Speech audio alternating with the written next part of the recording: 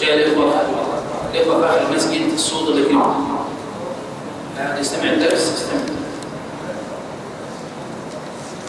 بسم الله والحمد لله والصلاة والسلام على رسول الله صلى الله عليه وآله وسلم. اللهم لا علم لنا إلا ما علمتنا إنك أنت العليم الحكيم. أما بعد فإن الله نواصل حديثنا عن مناسك الحج والعمرة. كنا انتهينا في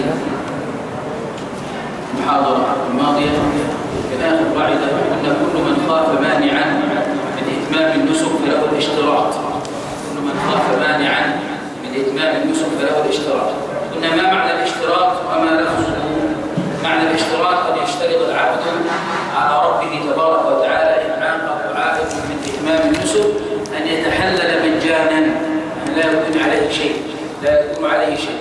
لفظه أن يقول عند إحرامه لبيك بكذا وكذا، لبيك عمرة متمتعا بالحج ولبيك حجا، ثم يقول بعدها فإن حبسني حابس فمحلي حيث حبستني. حبسني حابس فمحلي حيث حبستني. وقلنا طبعا هذه القاعدة تتفرع منها بعض المسائل. ما دليل ذلك؟ دليل ذلك في الصحيحين، ما في الصحيحين من حديث عائشة رضي الله عنها أن النبي صلى الله عليه وسلم دخل على رباعة بنت الزبير فقالت يا رسول الله إني أريد الحج ولا أجدني إلا شاكية، يعني مريضة من الحج ولكنها مريضة. قال النبي صلى الله عليه وسلم حجي واشترطي، حجي واشترطي. هذا دليل على الاشتراط في الحج. قلنا هذا الاشتراط يحق للجميع أم أنه لأصحاب الأعذار؟ هل كل الناس كل من يذهب للحج والعمرة يشترط ولا هذا لأصحاب الأعذار فقط؟ كنا على ثلاثة أقوال للعلماء، منهم من قال بهذا الاشتراط فتح باب الاشتراط للجميع أصحاب الأعذار ولغيرهم، منهم من أغلق باب الاشتراط لأصحاب الأعذار ولغيرهم. والقول الصحيح إخوتي في الله والحق إن شاء الله تبارك وتعالى أنه لأصحاب الأعذار فقط، أصحاب الأعذار فقط. طيب، لو أن إنسان اشترط وهو لا يخاف مانعا ثم عرض له مانع ولا يخاف مانع مرض فاشترط بعد ذلك في الحج حدث له مانع، ما حكم هذا الإنسان يا إخوان؟ فإنه يتحلل تحلل المحصر لا تحلل المشترط. لماذا؟ لأن اشتراطه في الأول أصل غير صحيح، اشتراطه في الأول أصلا غير صحيح. طيب، قلنا طبعا رد بعض العلماء حديث رباعة بنت الزبير ورددنا على ذلك مسألة. كنا طبعا تكلمنا عن الخوف من الشرطة ونقاط التفتيش. هل يعتبر خوفا يجعل الإنسان له الحق أن يشترط؟ خوف من الشرطة ونقاط التفتيش، هل له الحق أن يشترط في ذلك؟ هل يعتبر هذا؟ يقول في حج الفريضة فقط، هذا في حج الفريضة فقط. أما من كان حج الوضوء فلا. طيب، قاعدة بعد ذلك، قاعدة اليوم: الحاج مخير في الإحرام بالإجماع بأحد الأنساك الثلاثة. الحاج مخير في الإحرام بالإجماع بأحد الأنساك الثلاثة.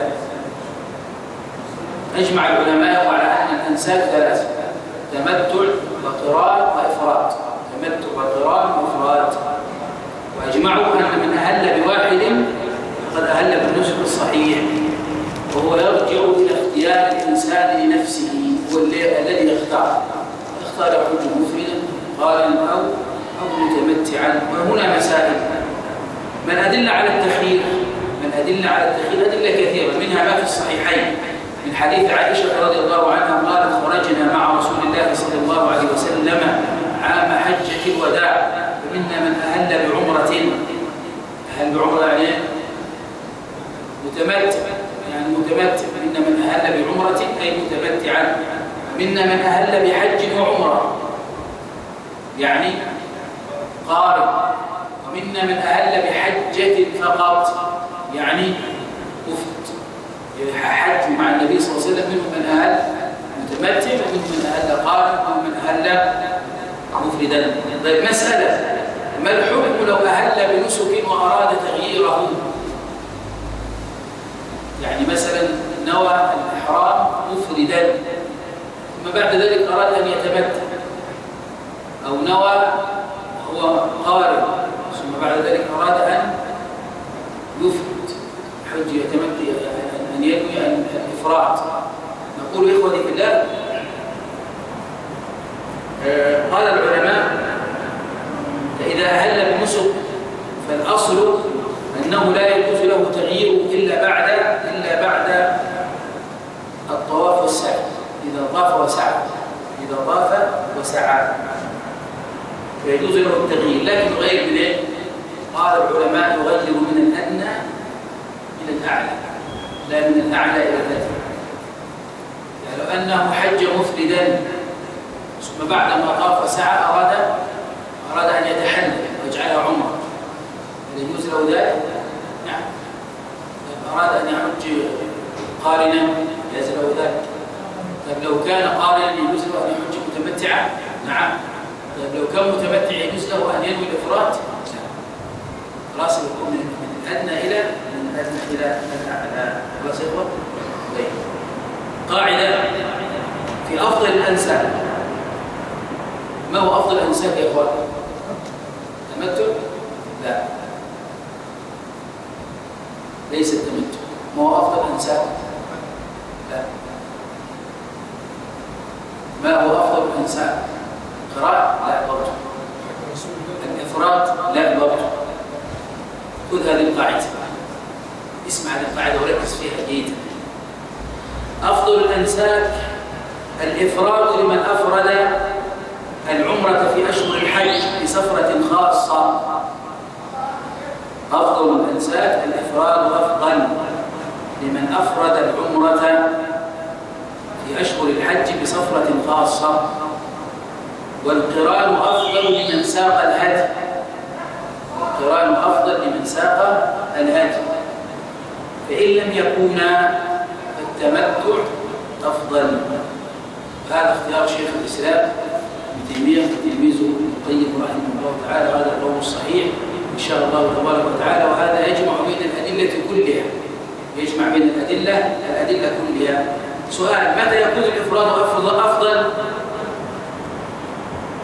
متى يكون الإفراد أفضل؟ أقول إذا كنت في أشهر الحج خرجت في سفرة خاصة إلى العمرة، اعتمرت في أشهر الحج شوال وذو القعدة وإلى قبل يوم عرفة، كنت اعتمرت في العمرة في سفرة خاصة، سافرت ورجعت ثم أردت أن تأتي مرة أخرى، فالأفضل لك في هذه الحالة أن تهل مفردا. تهل الإفراد في هذه الحالة أفضل. الإفراد في هذه الحالة أفضل. طيب فإن كان ساق الهدي من بلده نقول في القران في حقه أفضل. القران في حقه أفضل، لأن النبي صلى الله عليه وسلم حج قارن. لماذا حج قارن؟ لأنه ساق الهدي. نأخذ الهدي معه من بلده إلى الحج، وامتنع النبي صلى الله عليه وسلم من التحلل لأجل ذلك. إن لم يكن هذا ولا هذا، لم يكن فعل عمره في أشهر الحج أو لم يسق الهدي، الأفضل له أن يحج متمتعا. خلاص يا إخوة؟ طيب. وطبعا هذا بعض العلماء في بعض المذاهب قالوا الإفراد مطلقا أفضل، وبعضهم قال القران أفضل مطلقا، وبعضهم قال التمتع أفضل مطلقا. هذا هو التفصيل إن شاء الله هو الصحيح. طيب مسألة: ما نوع حج النبي صلى الله عليه وسلم؟ رسول حج ايه؟ قارن ولا مفرد ولا متمتع؟ اختلف العلماء فيه على 3 أقوال على قدر المناسك. منهم من قال النبي حج مفردا، ومنهم من قال انه حج قارنا، ومنهم من قال انه حج متمتعا. والقول الصحيح هو ما اختاره إمام أهل السنة الإمام المبجل أبي عبد الله أحمد بن حنبل، اختاره شيخ الإسلام ابن تيمية رحمهم الله جميعا، أن النبي صلى الله عليه وسلم حج قارنا. قال الإمام أحمد رحمه الله تعالى: إنما حج النبي صلى الله عليه وسلم قارنا لا أشك في ذلك، لا أشك فإنه حج قارنا. لكن من الصحابة من قال إن النبي صلى الله عليه وسلم حج قارنا، ومن قال إنه حج مفردا، ومن من قال إنه حج متمتعا. وإليكم الأدلة. من قال بالإفراد عائشة رضي الله عنها قالت: وأهل النبي صلى الله عليه وسلم بالحج. أهل النبي صلى الله عليه وسلم بالحج. فممن قال بالقران عمر رضي الله عنه قال صلى النبي صلى الله عليه وسلم لما وصل النبي صلى الله عليه وسلم إلى الحليفة قال النبي صلى الله عليه وسلم قال أتاني آت من ربي فقال صل في هذا الوادي المبارك ثم قل حجة في عمرة. عمرة في حجة خلاص، حجة في عمرة. هنا النبي صلى الله عليه وسلم حج قارنا، نص حديث عمر بن الخطاب رضي الله عنه. وممن قال بالتمتع قال النبي صلى الله عليه وسلم حج متمتعا، قال بذلك عبد الله بن عمر رضي الله عنهما كما في الصحيحين حديث عبد الله بن عمر رضي الله عنهما قال تمتع رسول الله صلى الله عليه وسلم بالعمرة إلى الحج. تمتع رسول الله صلى الله عليه وسلم بالعمرة إلى الحج، بدأ فأهل بالعمرة ثم أهل بالحج. والرسول حج كم مرة؟ مرة واحدة. كيف هو نجمة؟ هذه ثلاثة. عائشة قالت أفرد بالحج، حج مفردا، وعمر قال حج قارنا، عبد الله بن عمر قال حج متمتعا. ماذا نفعل؟ شيخ الإسلام ابن تيمية رحمه الله تعالى جمع بين هذه الأقوال جمع عجيب. ترى فضل العلماء الأمة في هذا العلم جمع عجيب في هذا الموضع. قال النبي صلى الله عليه وسلم حج قارنا، يبقى كده احنا اسقطنا في ثلاث اقوال: حج مفرد متمتع وقارن. طب احنا قلنا انه حج قارن، يبقى كده اسقطنا واحد اللي هو الايه؟ خرجناه يعني من خلاف. باقي لنا الافراد والتمتع. لابد ان نرد على هذه الحادثه. قال ومن قال إنه صلى الله عليه وسلم حج متمتعا قال لا يقصد التمتع الخاص، لا يقصد به التمتع الخاص، إنما الذي يكون فيه يعني التمتع الخاص اللي يكون فيه تحلل من الإحرام بعد ما يعمل عمره ويتحلل ويعمل كل شيء وبعد أن يحرم بالحج، قال لا يقصد به التمتع الخاص. خلاص يا إخوان؟ ولذلك العلماء كلهم يجمعون أن النبي صلى الله عليه وسلم لم يتحلل التحلل الخاص، يعني بعد من انتهى النبي صلى الله عليه وسلم طاف وسعى ما في واحد من العلماء كلهم مجمعون على أن النبي صلى الله عليه وسلم لم يتحلل، بقي صلى الله عليه وسلم على إحرامه. خلاص يا إخوان؟ إذا ما هو التمتع الذي يقصده عبد الله بن عمر؟ يقصد به التمتع العام. تمتع العام. خلاص يا إخوان؟ فالقران يدخل في مسمى التمتع العام، لأن معنى التمتع قسمان: تمتع خاص وتمتع عام. تمتع خاص وتمتع عام. ولذلك يا إخوان أقول لك أمر: هل يجب على القارئ هدي؟ قال عليه هدي. ما الدليل؟ قوله تعالى: فمن تمتع بالعمرة إلى الحج فما استيسر من الهدي. هذا الدليل على أن القارئ عليه هدي، سماه الله عز وجل تمتع. هل هذا التمتع الخاص متحلل وبيع له كل شيء وبعد ذلك أحرم بالحج؟ لا، إنما هذا التمتع ليه؟ هذا التمتع العام. خلاص يا إخوان؟ فهو طبعا يتمتع بإسقاط ايه؟ بإسقاط أعمال أحد النسكين. خلاص يا إخوان؟ طيب هنا هو طبعا الأمر يعني كيف نقول بأن القارئ متمتع؟ نقول هذا هو الأمر الأول: بإسقاط أعمال خاصة للعمرة، لأن طوافه لحجه وعمرته وسعيه لحجه ولعمرته. نعم نقول يا إخوان: الإنسان الذي حج قارنا عندما يذهب إلى البيت يطوف بالبيت ويسعى بين الصفا والمروة، هل بعد ذلك المات أيام الحج يطوف ويسعى؟ هو تمتع لأن أسقطت عنه أعمال العمر، لأن دمج هذا الطواف أصبح طواف واحد، والسعي أصبح سعيا واحد، والحلق أصبح حلقا واحد. هو متمتع في هذه الحالة لأن سقطت عنه أعمال العمر. سقطت عنه أعمال العمرة. ولذلك القارن يا إخوة يوم 8 ماذا يفعل؟ على منى على طول مباشرة، لا يطوف بالبيت. فبعد ما يرجع من مزدلفة يوم العيد هل عليه سعي آخر؟ خلاص، وسعى عند قدومه إلى البيت، يسعى لم يكن سعى قبل ذلك. خلاص يا إخوة؟ أما بالنسبة للمتمتع يطوف ويسعى ويحلم، وبعد ذلك لما يأتي يوم 8 يحرم من مكانه ثم يطوف بيت ويخرج إلى منى. خلاص يا إخوة؟ أسقط عنه أعمال إيه؟ تمتع بأنه أسقطت عنه أعمال العمرة.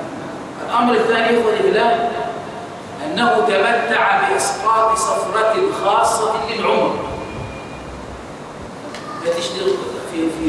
في مرة واحدة حج واعتمر. عند العلماء هذا تمتع إيه؟ تمتع خاص. يبقى لما عبد الله بن عمر يقول أن النبي صلى الله عليه وسلم حج متمتعا، هل يقصد التمتع الخاص؟ لا، إنما يقصد التمتع ليه؟ التمتع العام. خلاص، التمتع العام. طيب هذا هو الأمر ليه؟ الأمر الأول. طب بقيت معنا مشكلة مين؟ الإفراد. بقيت مشكلة الإفراد. قال ابن تيمية يقول مشكلة، الشيخ الإسلام قال ما في مشكلة أبدا، لا توجد مشكلة أبدا. قال الذين قالوا إنه صلى الله عليه وسلم أفرد الحج، قال لا يقصدون أنه أفرد الحج إفراد إهلال، لما يقصدون هذا، إنما يقصدون إخوتي بالله أنه أفرد الأعمال. أفرد ليه؟ الأعمال، أن أعمال العمرة سقط، ما يفعل أعمال العمرة. أفرد أعمال ليه؟ الحج، فطوافه إنما لحجه وسعيه الحج، والحج أيضا مرة واحدة عليه.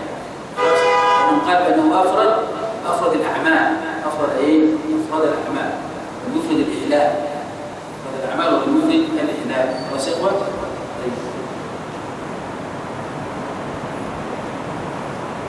أعمال القارن هي بعينها أعمال المفرد، فيجب القارن طبعا إيه؟ يختلف القارن مع المفرد في شيء. حد يعرف ما الفرق بين القارن والمفرد؟ الهادي بس؟ وفي ثاني أمرين في الإهلال. المفرد يقول لبيك حجة، والقارن لبيك حجة وعمرة، وهذا عليه هدي فلا يجب عليه هدي. خلاص يا إخوة؟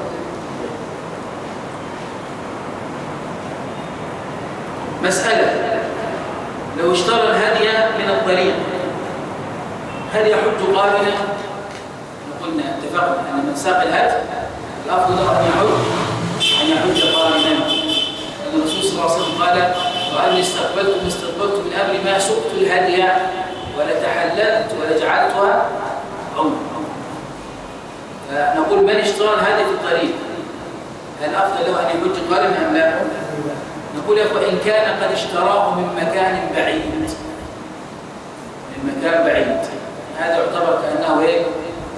كأنه ساق الهدي، فالأفضل له أن يحج قارنا. أما لو اشتراه عند دخوله إلى مكان قريب، نقول في هذه الحالة إيه؟ لا يعتبر ساق الهدي، لا يعتبر أنه ساق الإيه؟ أنه ساق الهدي. مسألة: من دفع فاتورة الهدي قبل أن يخرج من بلده هل يعتبر كأنه ساق الهدي؟ أنت دفعت الفاتورة قبل ما في شركة أخذت منك الصك وأنت في بلدك، هل يعتبر هذا كأنه ساق الهدي؟ لماذا يا إخوان؟ لماذا لا؟ لأن الهدي موجود فين؟ في مكة، وبس الأوراق بس عشان خاطر تشتري، خلاص ما ساق الهدي معه قال خرج بهذا الهدي. طيب مسألة، وطبعا مسألة بعد ذلك: ما شرط عمرة التمتع؟ شرط عمرة التمتع إخوتي بالله حتى تكون عمرة التمتع ألا يرجع منها بسفرة إلى بلده. يعني إن الإنسان مثلا في شوال وأحرم بالعمرة فاعتمر، وبعد ذلك حدث له بعض الأمور في بلده فاضطر أن يرجع مرة أخرى يرجع إلى بلده. في هذه الحالة نقول له: هذا الإنسان يا إخوة متمتع ولا الأفضل في حقه الإفراد، خلاص رجع إلى بلده. لكن لو ذهب إلى مكة ونوى الحج وقعد موجود في مكة ثم بعد ذلك ذهب إلى جدة أو إلى الطائف أو إلى أماكن قريبة من الحرم ولم يرجع إلى بلده، هذا في هذه الحالة يحج إيه؟ يحج متمتعا، يحج متمتعا. خلاص؟ لأن طبعا بعض العلماء قالوا لا، ده مجرد خروجه خلاص حتى لو كان مكان قريب طالما خرج من مكة كده خلاص يعتبر إيه؟ لا، هذا قول غير صحيح. صحيح أنه لا تنقطع إيه؟ لا يقطع عمر التمتع إلا رجوعه إلى بلده، لما يرجع إلى بلده مرة. قاعدة: محظورات الإحرام توقيفية. محظورات الإحرام توقيفية. هذا الضابط متفرع، هذه القاعدة متفرع عن ضابط ذكرناه قبل ذلك. قلنا هذا الضابط الأحكام الشرعية تفتقر في ثبوتها للأدلة الصحيحة الصريحة. المحظور لما تحرم على على المحرم شيء أحله الله له، ده مش حكم شرعي، تحريم هذا حكم شرعي. والأحكام الشرعية تفتقر في ثبوتها الأدلة الصحيحة الصريحة، لابد تأتينا بدليل عشان تلزم ليه؟ تلزم الحاج بذلك. وطبعا عند العلماء قالوا تقرر أن الأصل براءة الذمة، مفيش حد يطالبني بشيء، الأصل براءة الذمة، فلا يجوز أن يعني نقول نعم ذمة الحاج أو المحرم بأحد النسكين بأي نوع من أنواع التحريم إلا لم يكن على هذا التحريم دليل. إلا لم يكن على هذا التحريم دليل. طيب، وطبعا في قاعدة عند العلماء أصل الأشياء الحل والإباحة، أصل الأشياء الحل والإباحة إلا بدليل. طيب، العلماء ذكروا المحظورات قسموها إلى 3 أقسام. مش هاخذ كل المحظورات النهارده، نذكر بعض منها ونكمل إن شاء الله يوم الخميس قدر من البقاء واللقاء. المحظورات العلماء قسموها إلى 3 أقسام. محظورات عامة في حق الجنسين الرجل والمرأة، ده القسم الأول. القسم الثاني محظورات تخص الرجال فقط، والقسم الثالث محظورات تخص النساء فقط. محظورات تخص الرجال والنساء في حق الجنسين، وفي محظورات على الرجال فقط ومحظورات على النساء. أول المحظورات لبس المخيط. لبس المخيط هذا أول محظور من المحظورات. هذا المحظور خاص بمين؟ بالنساء، صح؟ النساء، الرجال هذا خاص بالرجال، صح؟ هذا خاص بالرجال فقط، كما قال طبعا قلت لكم قبل ذلك عندما وصل الميقات أنه حنحرم من هنا الرجال والنساء، نحرم زي نخلع الملابس ونحرم في إزار ورداء، الرجال والنساء قال الرجال والنساء. يقولوا لا، هو محظور من لبس المخيط الرجل وليس المرأة. خلاص يا اخوان؟ ما المراد بالمخيط؟ ما المراد بالمخيط؟ ما كان محاكا على قدر العضو، ما كان محاكا يعني على قدر ايه؟ على قدر العضو من اعضاء الجسد كالطاقية، الطربوش، والغترة، والفانيلا، السراويلات، والثياب ونحوها، هذا كله يسمى ايه؟ مخيط. هذا كله يسمى مخيط. والا اياك ان تظن المخيط يعني في خيوط، هو برضه الحرام نفسه عباره عن خيوط. خلاص ليس المقصود بذلك، المقصود به ما كان محاكا على قدر العضو. طيب، الدليل على ذلك الاجماع، قد اجمع العلماء على ذلك، على ان المحرم يحرم عليه لبس المخيط. في الصحيحين من حديث ابن عمر رضي الله عنهما أن رجلا قال يا رسول الله ما يلبس المحرم؟ سؤال للمسلم، ما يلبس المحرم من الثياب؟ قال لا يلبس القميص ولا البرانس ولا السراويلات ولا العمائم، ولا يلبس ثوبا مسه زعفران أو ورص، ولا يلبس الخفين إلا أحد لا يجد أن عليه فيلبس الخفين وليقطعهما حتى يكون أسفل من الكعبين. خلاص يا إخوان؟ يبقى الثياب النبي صلى الله عليه وسلم ذكرها على وجه أنواعها اللي ذكرها على وجه التمثيل ولا على وجه البيان؟ التمثيل يمثل لك يعني مثلا الثياب يدخل مع عليه الفانيلا أي شيء عليه بس على البيت. طيب ثم قال النبي صلى الله عليه وسلم والعمامة تدخل الطاقية والغطرة والطربوش هذا كله يدخل في الرأس. قال والبرانس كل طبعا يعني شيء يكون يوضع في العضو بس يكون متصل بالايه؟ بالثوب على البرنس تلبسه على ايه؟ على راسه. وعند الترمذي من حديث زيد رضي الله عنه ان النبي صلى الله عليه وسلم تجرد لاهلاله واغتسل. ايه معنى تجرد؟ نزع المخيط، نزع المخيط وأحرم في إزار ورداء. وفي الصحيحين من حديث يعلى بن أمية أن رجلا جاء إلى النبي صلى الله عليه وسلم وقد تمضخ بالخلوق وعليه جبة، خلوق يعني نوع من المعقيل وعليه جبة، فقال يا رسول الله ما تقول في رجل تضمخ بالخلوق وعليه جبة؟ فقال أما الجبة فانزعها وأما الطيب فاغسله. قال النبي صلى الله عليه وسلم ثلاثا. يبقى أول محظورات الأحرام لبس الايه؟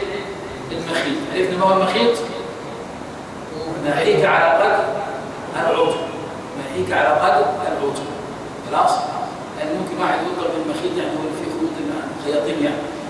ممكن أعمل لك ثياب قميص كامل كده بالغزل كده بالليل تلبسه مفيش أي خياط. خلاص؟ هذا قلنا ناحيك على قدر العضوين. طيب قلنا هذا المحظور خاص بمين؟ المحظورات الخاصة بالرجال. طيب المحظور الثاني لبس النقاب والقفازين، وهذا خاص بالرجال. صح؟ خاص بالنساء. نعم هذا خاص بالنساء، وهذا محظور محرم خاص بالمرأة. الدليل على ذلك ما رواه البخاري من حديث ابن عمر قال قال رسول الله صلى الله عليه وسلم لا تنتقب المرأة المحرمة ولا تلبس القفازين. لا تنتقب المرأة المحرمة ولا تلبس القفازين. في قاعدة طبعا قال العلماء وجه المرأة كبدن الرجل لا كرأسه. قال لي وجه المرأة كبدن الرجل لا كرأسه، ويد المرأة كبدن الرجل لا كرأسه. رأس الرجل يا إخوة رأس الرجل في الإحرام هل يلزم أن يكون مكشوفا؟ يلزم أن يكون مكشوفا. طيب لو وضع عليه أي شيء أي نوع من الأغطياء لعد مرتكب لمحظور من محظورات الإحرام. بدن الرجل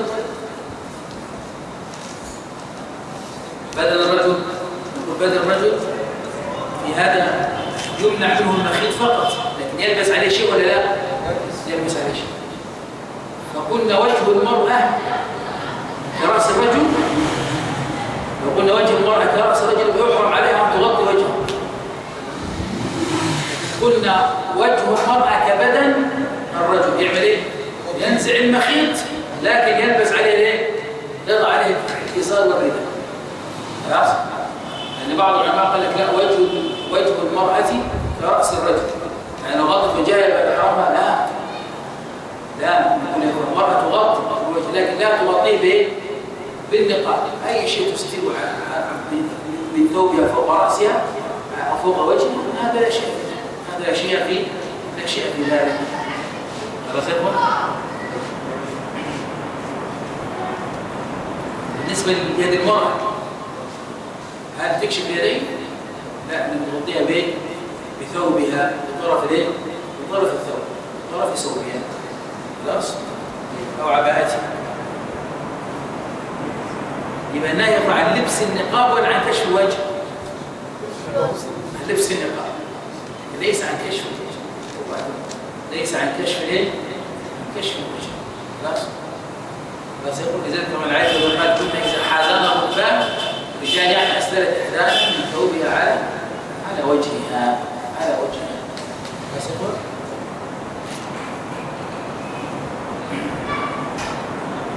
المحظور السادس آخر محظور المرجع بقي المحظور هذا الذي بعده. لا قليل يعني المحظور الثالث حلق الشعر من جميع البدن، حلق الشعر من جميع البدن، وهو من المحرمات. محرمات الايه؟ خاص ولا عام؟ عام للرجل والمرأة. حلق الشعر هذا على الرجل وعلى المرأة. ودليله قوله تعالى: ولا تحلقوا رؤوسكم حتى يبلغ الهدي محله. ولا تحلقوا رؤوسكم حتى يبلغ الهدي محله. وقد اجمع العلماء ان المحرم ممنوع، على ان المحرم ممنوع من حلق الشعر من الراس ومن الشارب ومن لحيته ومن صدره ومن يده ومن رجله، اي ما يعلم يحرم على حلق الشعر. قاعده: اليسير لا حكم له. لو قص 3 شعرات مثلا جزء من الراس، هذا يعتبر كده محصول محظورات الحرام؟ لأن اليسير لا حكم له. اليسير يرجل شعره، صرح شعره، يسقط أطراف الشعر منه، هذا نقول له والله هذا كتب محظور محظورات الحرام حلق. اليسير لا حكم له. خلاص يا اخوان؟ طيب. طبعا الحنابلة قالوا ايه؟ قالوا من حلق شعره واحده، شعره واحد، قالوا فعليه مد.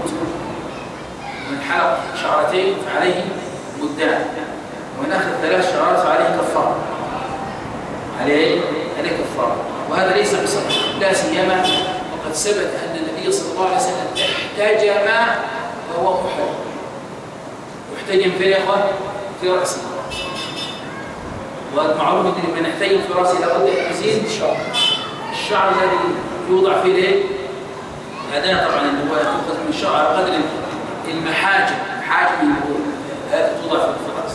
اجل هذا يبقى هل ما حلق من راسه الذي يعتبر كده محظور؟ هذا قليل، ليس لا يعتبر حلق ولا تقصير. المحظور الرابع تغطية الرأس. وهذا خاص بمين؟ بالرجال.